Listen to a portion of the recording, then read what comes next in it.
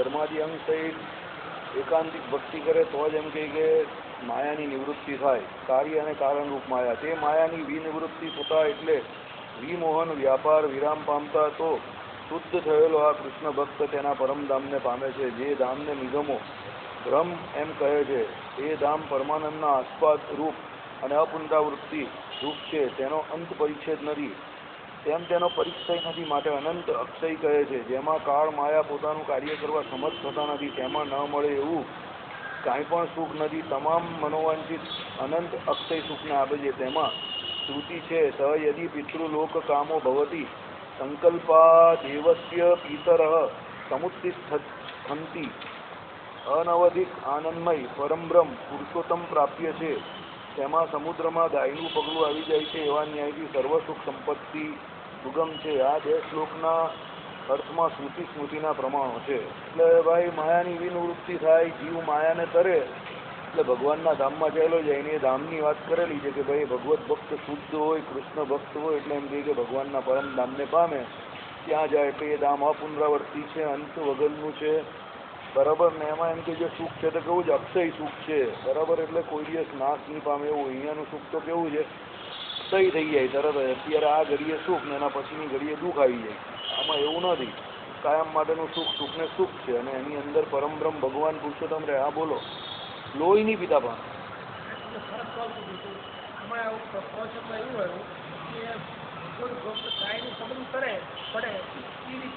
ના એવું નથી આવ્યું. ના એવું નથી આવ્યું. એવું નથી આવ્યું. જરા છે ને અહીંયા આવો ને તો પી બીને નહીં આવો જરા, બરાબર બરાબર સાંભળો. એવું નથી આવ્યું. સમુદ્રમાં ગાયનું પગલું આવી જાય છે એવા ન્યાયથી સર્વ સુખ સંપત્તિ સુગમ છે. એટલે અહીંયાના આ લોકના શું આગળ પણ આવી ગયું આ ઉદાહરણ. મહેનત તો સૌથી વધારે આ મંડળમાં અત્યારે હું કરું છું. આ મંડળમાં અત્યારે સૌથી વધારે મહેનત હું કરું છું, ગેરંટેડ. મારે એટલી મહેનત કોઈ નહીં કરતો હતો. સવારે 8:30 લાગુ છું તો અત્યારે આવ્યો, સીધો જાઉં છું ઘરે, 15 મિનિટમાં અહીંયા આવી જાઉં છું. તો મારું મગજ ચાલે છે, તમારા લોકોનું મગજ ક્યાં ચાલ્યું બધાને? આગળ તો આવી ગયું કે જેમ અનંતકોટી બ્રહ્માંડમાં જે કંઈ સુખ છે એ બધા સુખ કેવા, તો ભગવાનના સુખની અંદર બધા સુખ આવી જાય છે. કાલે જ આવી ગયું, પરમ દિવસે કે કાલે જ આવ્યું, કાલે જ આવ્યું. સુખની વાત આવી તેમાં જ આવ્યું કે ભાઈ ભગવાનના સુખની અંદર બધા સુખ આવી જાય. ભગવાને જે સુખ વિષયમાં મૂકેલું છે એ પણ ભગવાનનું જ સુખ છે, એટલે ભગવાને જ મૂક્યું છે. તો ભગવાનના સુખ આગળ તો એ બધા સુખ તુચ્છ કેમ કયા કે ભાઈ ભગવાનના સુખની અંદર બધા સુખ આવી ગયા. દુનિયામાં એવું કોઈ સુખ નથી કે જે ભગવાનના સુખ આગળ કંઈ કહી શકે કે કંઈ કરી શકે. એટલે વિષયનું સુખ તો ખાલી ગાયના પગલું જેમ સમુદ્રમાં હોય એટલું જ વિષયનું સુખ છે ભગવાનના સુખ આગળ, એમ કહેવા માંગે છે. મન ભાવે તેમ તમે બી છેલ્લે કાઠિયાવાડી જેવી વાત કરી નાખી, બરાબર કે નહીં?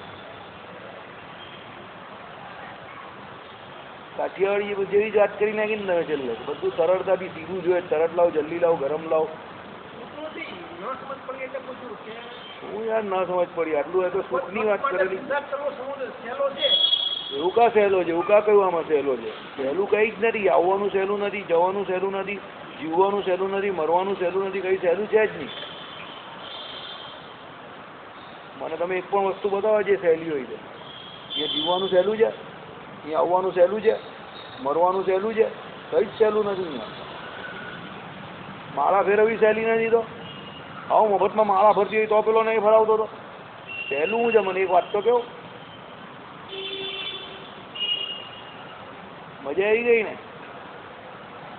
કોઈ થાંભલા જોડે કે પથ્થર જોડે માથું નહીં ભટકાવાનું, નહીં તો આપણે જ લોહી નીકળે, બરાબર?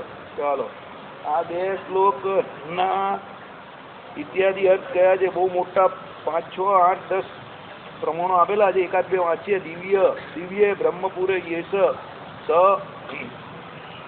વ્યોસ્યાત્મા પ્રતિષ્ઠિત એતત સત્યમ બ્રહ્મપુરે તદક્ષરે પરમે વ્યોમન. આ બધા વચનામૃતની અંદરમાં બધા પ્રમાણ આપેલા છે ટીકાની અંદર. સ વેદે તત્પરમ બ્રહ્મધામ યત્ર વિશ્વમ નિહિતમ ભાતિ શુભ્રમ તત્ર પ્રયાતા ગચ્છન્તિ બ્રહ્મવિદો જના પ્રાપ્યાવત્યમ બ્રહ્મપુરમ રાજૈવ શ્યામમ સુખી ક્ષેમમ વિંદન્તિ મત્સ્થાનમ યહરદ બ્રહ્મ પરમમ વિદુઃ બ્રહ્માખ્યમ ધામ તે યાન્તિ ન યત્ર કાલો અનિમિષામ પરઃ પ્રભુ પ્રવર્તતે યત્ર રજસ્તમસ્તયો સત્વમ ચ મિશ્રમ ન ચ કાલ વિક્રમ ન યત્ર માયા વિમુતા પરે હરે રણુવ્રતા યત્ર સુરાસુર અર્ચિતા ઇત્યાદિ. એટલે સુરત ઋષિ કહે છે, હે રાજન, વેદો અને તેના અર્થના વિચારરૂપ શાસ્ત્રો, એટલે વેદોનો જે અર્થ કરેલો હોય જે શાસ્ત્રોમાં એના વેદના અર્થનો જ વિચાર કરેલો હોય એમાં, બરાબર.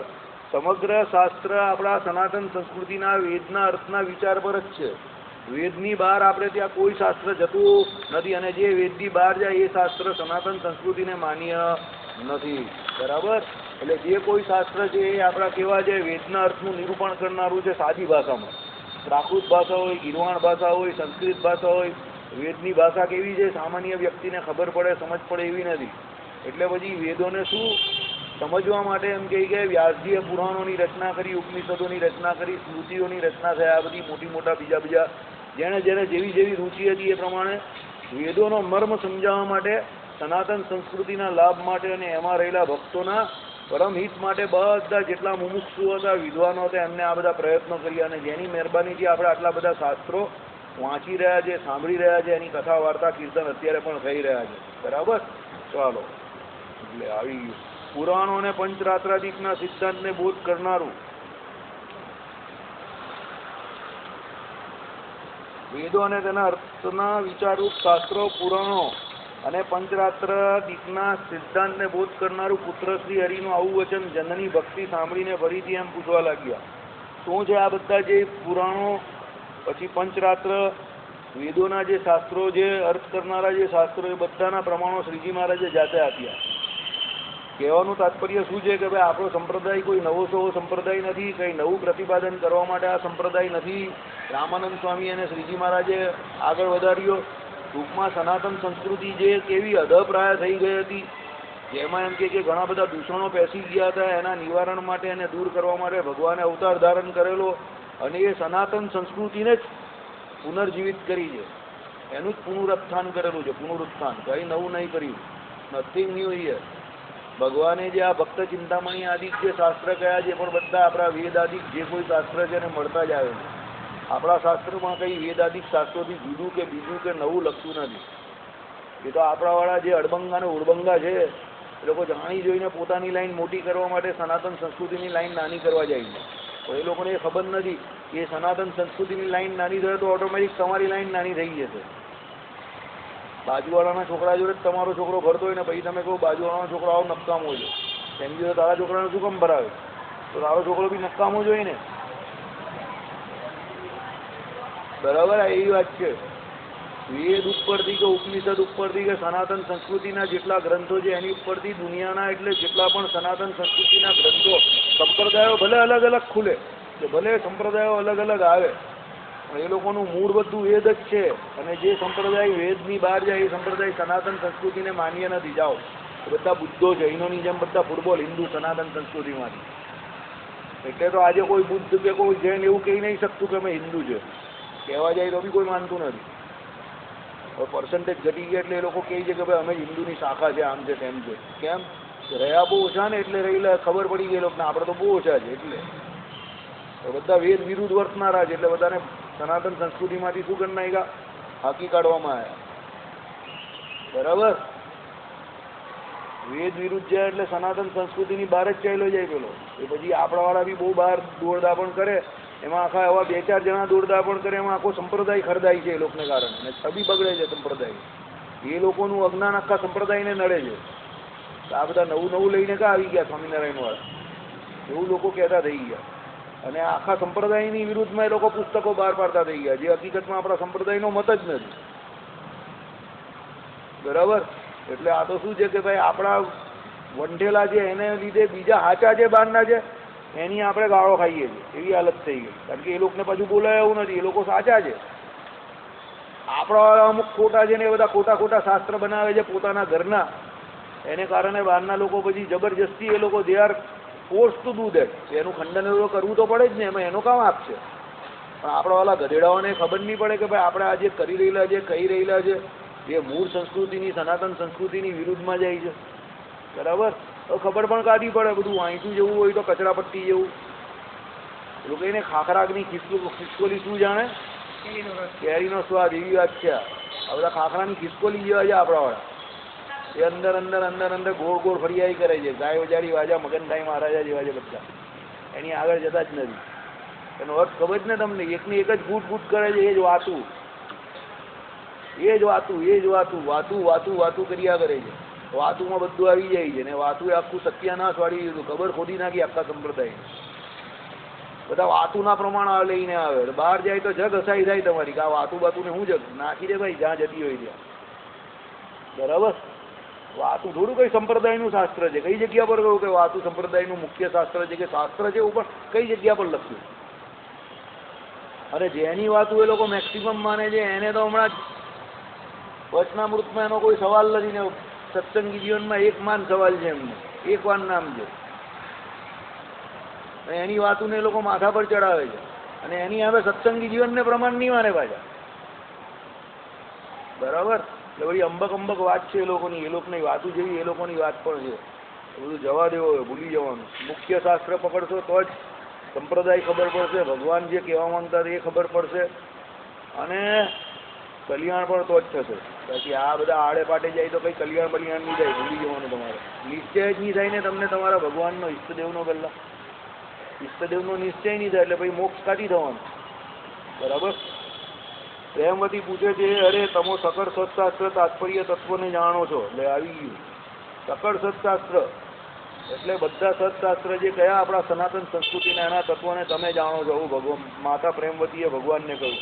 અંગ સહિત કૃષ્ણ ભક્તિથી જ માયાની નિવૃત્તિ થાય, બીજા કશાથી પણ ન થાય એમ જે કહ્યું તે તમોએ સિદ્ધાંત કહ્યો છે, અથવા તમોએ જે અર્થ કહ્યો તે સર્વશાસ્ત્ર તત્વનો સિદ્ધાંત છે. દરેક શાસ્ત્ર શું કહે છે તો ભાઈ અંગ સહિત એટલે શું?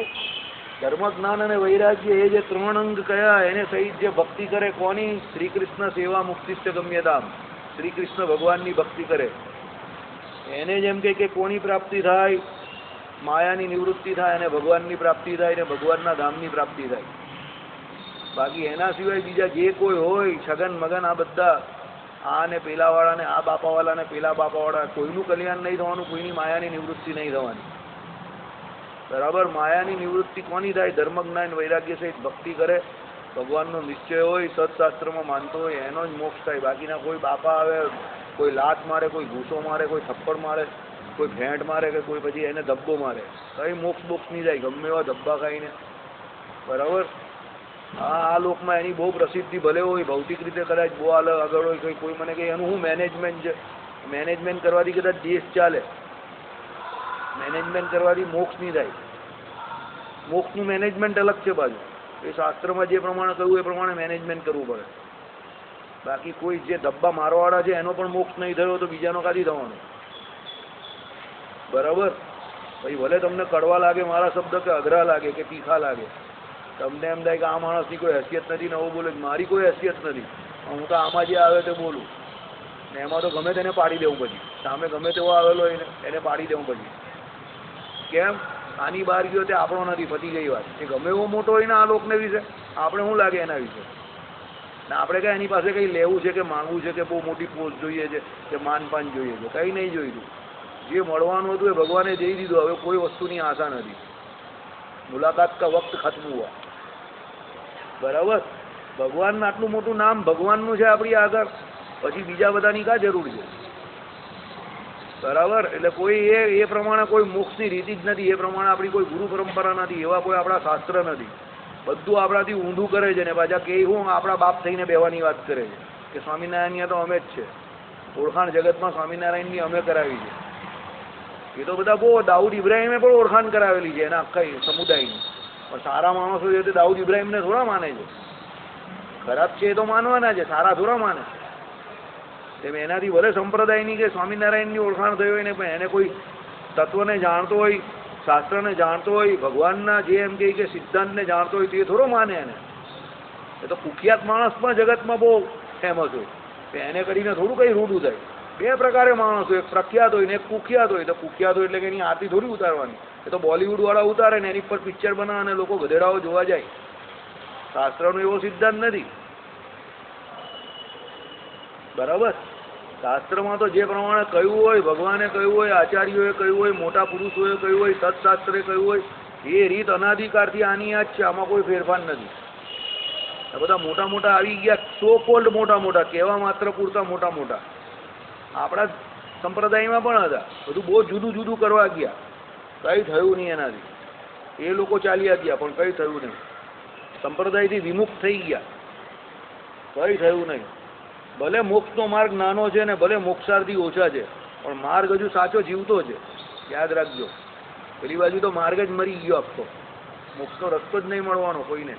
બે ગાદીની બહાર જે કોઈ ગયો એ કોઈનો મોક્ષ નહીં થવાનો. યાદ રાખજો, શ્રીજી મહારાજે દેશ વિભાગના લેખમાં કહી દીધું કે આ બે ગાદીની અંદર જે રહેશે અને એમાં જે મારા આચાર્યએ જ્યારે મંત્ર આપ્યો હશે એ મંત્રનું જે જાપ કરતો હશે અને શિક્ષાપત્રી પ્રમાણે જે વર્તતો હશે અને આ દેશ વિભાગના લેખનું જે બંધારણ છે એને જે માનતો હશે એનો મોક્ષ થશે. બાકી બે ગાદીની બહાર જઈને કોઈ તમ્મર ખાન અચ્છો હોય ને અમેરિકાનો વડાપ્રધાન થઈ જાય તો પણ એનું કંઈ થાય નહીં. પ્રેસિડેન્ટ ઓફ યુએસએસઆર કે યુએસએ થઈ જાય તો પણ એનું કંઈ વળે નહીં. ગમે એટલો મોટો સમરબંધ હોય ને મહારાજે દેશ વિભાગના લેખમાં સીધું જ લખી દીધું કે આ બે ગાદીની અમે સ્થાપી છે ને એ બે ગાદીની બહાર ગયો એટલે જય સ્વામી નારાયણ. બરાબર. અને એના જે ગુરુઓ હતા એને ખબર હતી આ વાત, પણ જાણી જોઈને પેલું કેવું આંખનું કાજળ ગાલે ગઈશું એવું કહ્યું. કારણ કે પેલું કેવું વાઘની સવારી થઈ ગઈ, હવે નીચે ઉતરે તો વાઘ મારી નાખે એવું થઈ ગયું. એટલે બાકી ખબર તો એ લોકોને પણ છે. બરાબર. ખબર એને ન હોય તો પછી સારંગપુરની બહાર નહીં કાઢે. પ્રગટ બ્રહ્મ સ્વરૂપ હતા, જાતે જે ધારે એ પ્રમાણે દેહ ત્યાગ કરી શકે. પ્રગટ બ્રહ્મ સ્વરૂપ તમે હો તો તમે દેહ જાતે ત્યાગ કરી શકો. પછી તમને એટલી ખબર નહીં પડે કે મારો દેહ છોડવાનો સમય કા આવવાનો, તો પછી સારંગપુરમાં બેસી રહેવાની કાં જરૂર હતી. પણ આ તો એક આવક કહેવત છે ને કે ફટને તો કેરાટ લગી બટને, આગળનો શબ્દ ટો. બરાબર. બાકી તમને તમારી યાદ પર બહુ કોન્ફિડન્સ હોય તો સારંગપુરમાં જાઓ કે ગમે ત્યાં જાઓ, તમે ધામમાં જ જવાનો. ભગવાને શું કહ્યું? ભગવાનનો ભક્ત પર્વત પરથી પડે કે વીજળી પડતા પડે કે એને વાઘ ખાઈ જાય કે ગમે ત્યાં જાય, પાણીમાં મરી જાય ને, અરે અવગતે નહીં જાય એનો જીવ, આખું શરીર એનું કોઈ ખાઈ જાય, એનું અગ્નિ સંસ્કાર ન થાય. બ્રહ્માનંદ સ્વામીએ ત્યાં સુધી કહી દીધું કે એના કોઈ પણ પ્રકારનો સંસ્કાર ન થાય એકાદશીના પદમાં. બરાબર. એનું કોઈ કાર્ય જ કરવાની જરૂર નથી.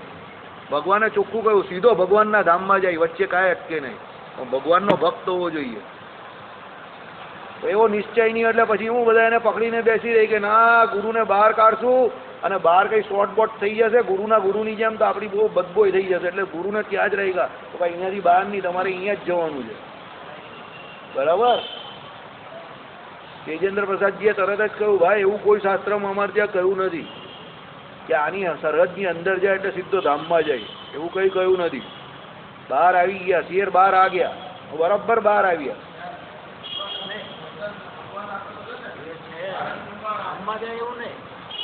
યમદૂત લેવા નહીં આવે, એમાં પણ કન્ડિશન એપ્લાઇડ છે. વિજેન્દ્ર પ્રસાદજીએ ચોખ્ખું જ કહી દીધું કે એમાં પણ કન્ડિશન એપ્લાઇડ. શરત તો બધાને આધીન જ છે. ધામમાં એ તો ધામમાં જાય એવી એડવર્ટાઇઝ કરતા હતા. તમે ઇન્ટેન્શન સમજો. એ તો એડવર્ટાઇઝ ધામમાં જાય એવી કરતા હતા કે સારંગપુરમાં દેહ છોડ એટલે ધામમાં જ જાય. હકીકતમાં ફફડા તે લોકોને બીજો હતો. એ તમે કહ્યો એવો કે બહાર જઈને અવગતે જીવ નહીં જાય કે પેલા લોકો નહીં લઈ જાય એટલે એને, કારણ કે યોગ આમ જ ચાલ્યા ગયેલા ને યોગીજી, બહાર નીકળાને ફાટ દઈને લઈ લીધેલા. એટલે આને પણ એ લોકોને ડર કે આ પણ બહાર જઈને આને પણ કોઈ લઈ નહીં જાય. આજુબાજુવાળા એટલે તમે સમજો ને. હા, કાળા ભગવાન નહીં આવી જાય લેવા. બરાબર. કે આ વ્હાઈટને બદલે કાળા કાથી આવી ગયા, એ જ લઈ જાય ને.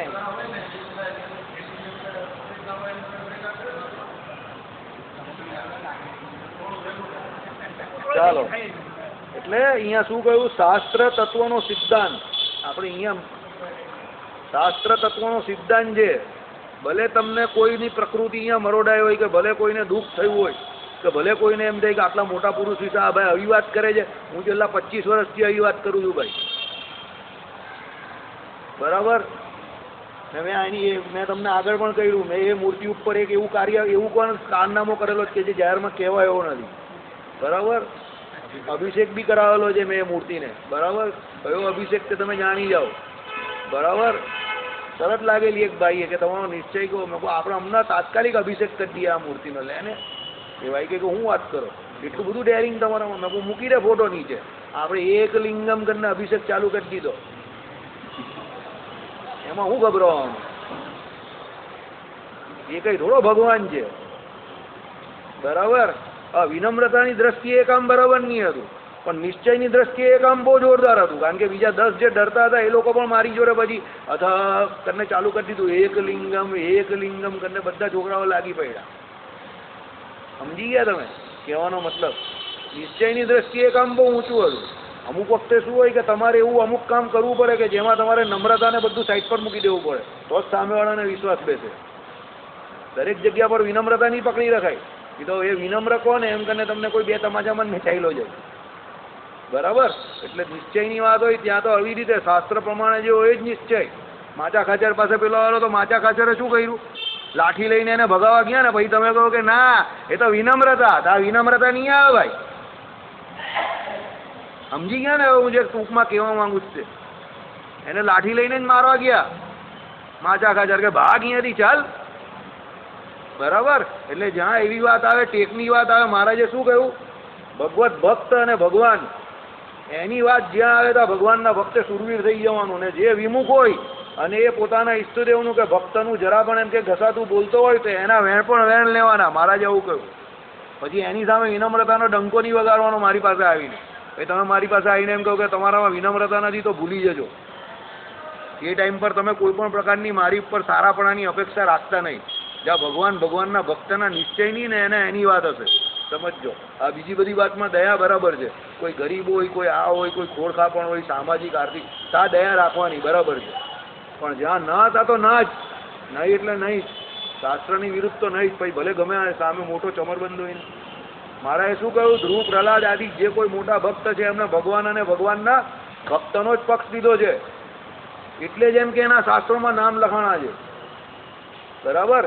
એટલે પક્ષ તો ભગવાનને ભગવાનના ભક્તનો લેવો. કોઈ વિમુખ ભલે બહુ મોટો થઈ ગયો હોય એનો કદાપી પક્ષ ન લેવો. યાદ રાખજો. આ વાત યાદ રાખશો તો આ લોકને પરલોકને વિશે નિશ્ચય સુખી થશો. અને નહીં યાદ રાખશો અને ગમે ત્યારે જો તમારા નિશ્ચયમાં હજુ ખામી હશે ને ડગમગી ગયા તો ગમે ત્યારે મહારાજે કહ્યું ને એ પ્રમાણે સત્સંગમાંથી પગ લપસી જશે તમારો. કેમ કે મહારાજે ચોખ્ખું કહ્યું છે ભગવાનના ભક્તોનો ને ભગવાનનો પક્ષ નહીં રાખતો એ તો અડધો વિમુખ છે. અને અડધો વિમુખ એટલે એને પછી અડધો બીજો થતા વાન નહીં લાગે. ગમે ત્યારે જવાનો જ છે. બરાબર. પેલો કહીને ગો છેલ્લે મરવાની થઈ ત્યારે કાં જાય? ઢેરવાડે જાય કે વાગરીવાડે જાય. એવી વાત છે. બરાબર. એટલે એ ગમે ત્યારે મરવાનો જ છે જેને નિશ્ચય નથી. એટલે નિશ્ચય તો આવો રાખવાનો, આમ લાકડી જેવો ટકાટક નિશ્ચય. મહારાજે કેવું ને ભક્તિ માતાએ સામેથી કહ્યું ને કે મારા પુત્રએ મને શાસ્ત્રની વાત કરી બધી. આનું નામ નિશ્ચય કહેવાય. કોઈ અડધી રાતે તમાચો મારીને પણ પૂછે તો ઓકે આમ જ હોય, એનાથી વિરુદ્ધ ન જાય. આ અભિમાનની વાત નથી, આ સ્વાભિમાનની પણ વાત નથી. અને હું એમ પણ નહીં કહેતો કે જો હું કહું તો બીજો કહી શકે કે બીજો ના. આવી વાત જે કહી શકતો હોય એને નિશ્ચય. ઘણા કહી શકતા હશે, હું ના નહીં પાડતો, પણ શ્રીજી મહારાજ જેવું કોઈ ના કહી શકે. કારણ કે તો મહારાજજી પોતાની પરાવાણી છે. બીજા એને વાંચીને સમજાવી શકે પણ એવું બેઠું મોડે તો ના કહી શકે. બહુ અઘરું કામ છે. બરાબર. ચાલો. ઘનશ્યામ શાસ્ત્રી પણ તે દિવસે એ જ બોલતા હતા ને. એવા તો બધા બહુ આવે ને બહુ જાય. એને કરીને એમ કે જ્યારે એમ ઊભો રહી ત્યારે ખરો ભગત સત્સંગી તો એ કહેવાય. સત્સંગીની વ્યાખ્યા શું? આગલી કથા કરેલી ત્યારે અમે એ જ વાત કરેલી ને. એવા તો બધા જગતમાં બહુ મોટા થઈ જાય. એને કરીને કંઈ થોડું નિશ્ચયમાં ડગમગાટ થાય. ગઢડામાં કરેલી ત્યારે કરેલી અને અહીંયા પણ બોલેલા, સભામાં પણ બોલેલા.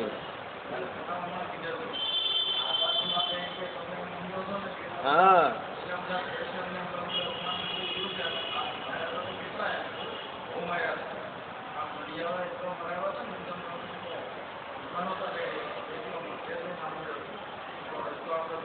હા મને ખબર છે. ત્યારે મને ખબર છે. એ મા મતે ભગવાનનો મહિમા પ્રથમ જેમાં છે એવી ધર્માદી અંગયુક્ત ભક્તિ જેના થકી પામવાની કઈ એ સાધુઓના લક્ષણો તથા ધર્મજ્ઞાન વૈરાગ્ય અને ભક્તિના લક્ષણો આ સર્વને હું યથાર્થપણે જાણવા ઈચ્છું છું. માટે હે કૃષ્ણ તેનું જુદું જુદું વિવેચન કરીને જે રીતે સ્ત્રી જાતિ સ્વભાવને લીધે અને અધ્યયન આદિ સંસ્કારના અભાવને લીધે શાસ્ત્ર જ્ઞાને રહિત એવી પણ હું આ સર્વે સુખેથી યથાર્થપણે સમજી શકું તે રીતે મને કહેવાને યોગ્ય છો. કેમ કે તમે સર્વજ્ઞ છો આ અર્થનો સમર્થ વક્તા બીજો કોઈ નથી. એટલે ભગવાનને કહ્યું કે ભાઈ હવે જે ભગવાનનો પ્રથમ મહિમા છે એવી ધર્માદયયુક્ત ભક્તિ જેના થકી પામવાની કઈ, તો ભક્તિ કેના થકી પમાય? સાધુ થકી પમાય. કેમ કે એ સાધુ જે હોય એ ભગવાનનો શું કરાવે? તમને નિશ્ચય કરાવે. કોના દ્વારા? શાસ્ત્રો દ્વારા. એ સાધુઓના લક્ષણ અહીંયા વર્ણવવાનું કહી છે. આ સાધુઓના લક્ષણ જે સત્સંગી જીવનમાં કહેલા છે, આનો કોઈ ગ્રેડ આપી શકાય એવું નથી. એમ એટલો ઉચ્ચ કોટીનું આ લખાણ છે ને એવો ગ્રેડ આપેલો છે, એવું લખેલું છે આ કે આપણે એમ થાય કે જો આવા સાધુ મળી જાય ને તો જગતમાં એમ કહે કે ગમે તેવો પામરમાં પામર જીવ હોય ને એનો પણ મોક્ષ થઈ જાય. એવા સાધુના લક્ષણ કહેલા છે ભગવાન.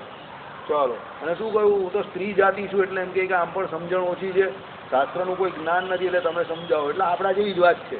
આપણે ત્યાં પણ અહીંયા કાં કોઈ બધા બહુ હોશિયાર છે કે બધા કોઈ બાસુ શાસ્ત્ર બહુ ભણેલા એવું કોણ છે? કોઈ નથી. બરાબર? એટલે આપણે પણ એ સમજીને જ આ સાંભળવાનું છે. સુરત ઋષિ કહે છે, એ રાજન એવી રીતે જનનીએ પૂછ્યું એટલે પુરાતન એટલે સર્વના આદિભૂત મુનિ નારાયણ ઋષિની પેઠે નૈષ્ટિક વ્રત વર્ણી વેશધારી ભગવાન શ્રી હરિ માતાને સ્વધર્માદિક જાણવાની ઈચ્છા થઈ. તેથી તેમની ઉપર બહુ આદરવાળા થઈને તેમના પ્રત્યે બોલ્યા. જો આ પ્રમાણે જ માતા દેવહૂતિએ કપિલ ભગવાનને કહેલું ને કપિલ ભગવાને આ પ્રમાણે ઉપદેશ આપેલો. હવે ભગવાનની માતા જે ભગવાનના માતાજી પ્રેમવતીજી ભગવાનને પૂછે છે ને ભગવાન આ પ્રમાણે જ હવે જવાબ આપે છે. શું ભગવાન કેવા છે? અનાદિ છે. બરાબર? અને નૈષ્ટિક વર્ણિવેશધારી છે. નારાયણ ઋષિની પેઠે છે ત્યાં રહેલા છે, બદ્રિકાશ્રમની વિશે રહેલા છે. એટલે ભગવાનને હવે ભગવાન પોતે કેવી રીતે હવે એમ કે બહુ આદરવાળા થઈને એમના પ્રત્યે બોલ્યા. શ્રી હરિ કહે છે, એ માત જે તમે પૂછ્યું તે તો બહુ સમીચીન. સમીચીન એટલે સારું. એમ આવી ગયું પાછળ સારું છે. કેમ કે સર્વજનોનું સર્વ પ્રકારનું પરમિત કરનારું છે. ભગવાનને માતાજીએ પૂછ્યું અને ભગવાને કહ્યું એટલે ફક્ત માતાજીને જ નહીં કહ્યું, આપણે બધાને કામનું છે, બધાનું હિત કરનારું છે. બુદ્ધ એટલે સત્શાસ્ત્રના અભિજ્ઞ સ્વધર્મનિષ્ઠ જ્ઞાનીજનોએ પણ જાણવા જેવું છે. બુદ્ધ એટલે બુદ્ધિશાળી. બરાબર? એટલે શું કહ્યું કે ભાઈ જે સત્શાસ્ત્રના અભિજ્ઞ એટલે સત્શાસ્ત્રને જે જાણનારા જે છે એવા સ્વધર્મનિષ્ઠ જે જ્ઞાનીજનો છે એમને પણ આ જાણવા જેવું છે. આવી પરમ નિશ્રેયસની વાંછા સર્વને થતી નથી. બરાબર? અથવા તો બ્રહ્મ જિજ્ઞાસા કે ભાઈ નિશ્રેયસની જે જિજ્ઞાસા બધાને થતી નથી. બરાબર? પછી શું કહ્યું? તમોએ આ અવસરમાં ઘડિયાળ હવે ટાઈમ કહેજો કઈ વેલી દે? બરાબર, વાર છે હજુ. બરાબર, 17 બસ. બરાબર, રાઈટ ટાઈમ છે. બરાબર, ચાલો. તમોને આ અવસરમાં તુરંત નિશ્રેયસની ઈચ્છા થઈ. જે ઈચ્છાથી તમોએ આ મને પૂછ્યું તો બહુ સારું થયું. મોક્ષાર્થી બહુ ઓછા છે જગતમાં. બરાબર? મોક્ષ કરવાવાળા લોકો કેટલા? આંગળીના વેડે ગણાય એટલા. એટલે ભગવાને ભક્તિ માતાને શું કહ્યું? ભાઈ નિશ્રેયસની ઈચ્છા તમને થઈ છે, મોક્ષની ઈચ્છા તમને થઈ છે, બહુ સારું થઈ ગયું એમ કહી. બરાબર? તમે આ બહુ સારો સવાલ કર્યો. એ સતી અંગ સહિત ભક્તિનું મૂળ કારણ સત્સંગ છે. શું છે? અંગ સહિત એટલે 3 અંગ કયા? ધર્મ, જ્ઞાન, વૈરાગ્ય સહિત ભક્તિ કેનાથી આવે? સત્સંગથી આવે. સત્સંગ વિના કોઈ ભક્તિ કે કોઈ રૂડા ગુણ કોઈનામાં કદાપી આવે જ નહીં, આવે જ નહીં ને આવે જ નહીં. કોઈ ગમે તે કહીને. બરાબર? સત્સંગ જાય એટલે આમ અંદર આમ એવું થવું જોઈએ ને, હરેરાટી થવી જોઈએ. રૂપિયા પૈસા ધન દોલત ઠીક છે બધું આ લોકમાં, પણ સત્સંગ નહીં જવો જોઈએ. જિંદગીમાં પહેલું મહત્વ સત્સંગને આપજો. અરે હું તો તમને એનાથી વિશેષ કહું, તમને કદાચ અઘરું લાગશે કે કદાચ ખોટું પણ લાગે. એક વખત ભગવત દર્શન જાય એવા હોય ને તો પણ સત્સંગ નહીં છોડવાનું. ભગવત દર્શન જાય એવા હોય ને, ભગવાનના દર્શન જાય એવા હોય ને, સત્સંગ થાય હોય ને તો પણ દર્શન છોડીને પણ સત્સંગ થાય. હું એવું કેવું છું. એનું કારણ એવું છે, સત્સંગે કરીને રૂડા ગુણ આવશે તો દર્શન તો તમને થયા જ કરવાના છે. પછી સમજો, પણ સત્સંગમાં જે સમજવાનું એ ન સમજતો તો દર્શન તો થયા નહીં થયા એવા ને એવા કેટલા લોકો બિચારા કરી જાય છે, એનાથી બીજ બળ બંધાઈ છે. રૂડા ગુણ આવે છે એમના. લોયાનું કયું વચનામૃત કે ભાઈ હા, બધાને ભગવાનને જોનારા તો દર્શન કરનારા ઘણા હતા. મારા એ શું કહ્યું કે બધાનું સરખું જ બીજ બળ બંધાઈ છે, કે જે કાને કરીને સાંભળ્યા છે એને જ નાકે કરીને સૂંઘ્યા છે, અને એને જ આંખે કરીને જોયા છે, કે એને કરીને સરખું જ બીજ બળ બંધાવવાનું છે. બહુ જવાબદારીથી હું આ વાક્ય બોલેલો છું. તમને એવું લાગે કે દર્શન જોડીને સત્સંગ કરવાનું કહી છે? જવાબદારીથી વાક્ય બોલેલો છું. કેમ સત્સંગે કરીને નિશ્ચય થઈ ગયો પછી તો દર્શન તમને ઓટોમેટિક પણ થશે, યાદ રાખજો. પણ સત્સંગ ન કર્યો હશે ને એકલા દર્શન કર્યા કરો તો પેલા બકીની જેમ ગમે ત્યારે ખોટો કઈ વિચાર આવ્યો અને જ્ઞાન ન હશે તો જય સ્વામિનારાયણ કઈ ખોટું સ્ટેપ પણ ભરાઈ જશે જિંદગીમાં. દર્શન એ ભાઈ આખી જિંદગી કરેલા, નાની પાડું, પણ સત્સંગની ઉણપ હતી એને કારણે એ સ્ટેપ ભર્યું. એટલે મને કોઈ બે ચોઈસ આપે કે ભાઈ એક બાજુ દર્શન ને એક બાજુ સત્સંગ, તો હું સત્સંગમાં પહેલો જાઉં.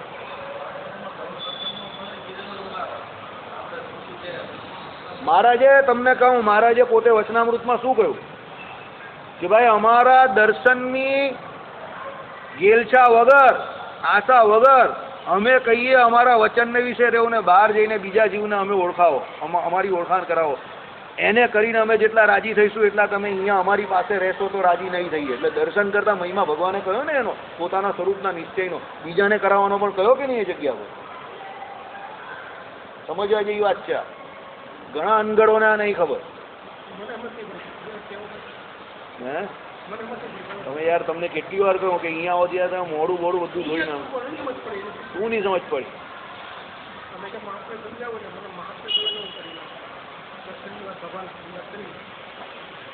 ભાઈ તમને સમજ પડી બધા થોડીક પડી. આવી રીતે કોઈ દિવસ સત્સંગ નહીં થાય. આમ આળા હોઈને સત્સંગ નહીં થાય, સીધા સત્તા જ દેશો. હા બોલો ભગત બોલો. તમે કેટલા વર્ષથી મંદિર આવતા હતા? ચાલો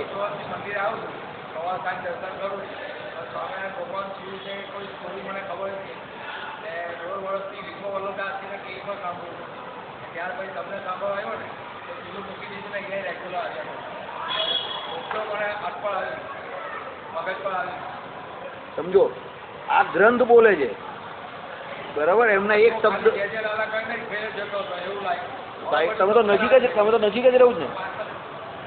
25 વર્ષથી રોજ મંદિરે આવતા હતા ભાઈ, દર્શન રોજ કરતા હતા, સત્સંગ ના કરતા હતા. ને હવે છેલ્લા 1.5 વર્ષથી સત્સંગ, જો હવે સત્સંગનું મહાત્મય જો રોજ આવે છે ને હવે એમને ખબર પડી કે ભાઈ સ્વામિનારાયણ તત્વ શું છે. મારા પપ્પા મને કાયમ કહે દર્શન દર્શન દર્શન, હું શાંતિથી જ જાઉં એકદમ. મને કે તને દર્શન કરવાની કોઈ દિવસ ઉતાવળ કેમ નહીં હોય? નકું જો નથી તો નથી, એ વાત છે. જ્યારે થશે ત્યારે થશે. એ મહારાજે કહ્યું કે જ્યારે એને ભગવાનની એકદમ જોરદાર લાગી જશે ત્યારે તો એને ભગવાન સંબંધી નિયમ ફટાફટ કરશે, પછી કોઈએ કહેવાનું નહીં પડે એને. લોકો અત્યારે નથી તો ખોટો ખોટો શું હું કામ કરું ભાઈ? તમને છે તો છે, હું કાં ના પાડું છું? નથી તો નથી, એક્સેપ્ટ કરું છું તો ભાઈ કે મને એવી નથી તો નથી ને છે તો છે. પણ મને આમાં છે, મને આમાં 5-10 મિનિટ કશે મોડું થાય કે 2-4 દિવસ અહીંયા પડે તો મને આમાં હકીકતમાં થોડુંક એમ થઈ જાય કે નુકસાન થઈ ગયું એવું મને લાગે. મને એટલી ખબર છે કે એ બધા રસ્તા અહીંયાથી ખુલે છે, સમજજો. ત્યાં જઈને એવા ઘણા લોકો તમને મળશે, સમજજો, ત્યાં જવાવાળા ઘણા લોકો મળશે જેનામાં આની ઉણપ હશે, પણ આમાં આવેલાને પેલાની ઉણપ એક પણ શોધવી અઘરી પડે. જો હું કેવું તે મારી વાત સમજજો જરા. દર્શનને આપણે નીચા નહીં પાડતા સત્સંગના પ્રમાણમાં, પણ એકલો દર્શન કરનારો વ્યક્તિ એના કરતા સત્સંગ કરનારો વ્યક્તિ ચડી જશે. મહારાજે શું કહ્યું? આવો સત્સંગ કાયમ રહે કે ના રહે, પણ જો આવું જ્ઞાન એક વખત થઈ ગયું હોય અને સત્સંગમાંથી બહાર ચાલ્યો ગયો હોય તો પણ એ મોક્ષના માર્ગમાંથી પડે નહીં. આટલો સત્સંગનો મહિમા કયો છે?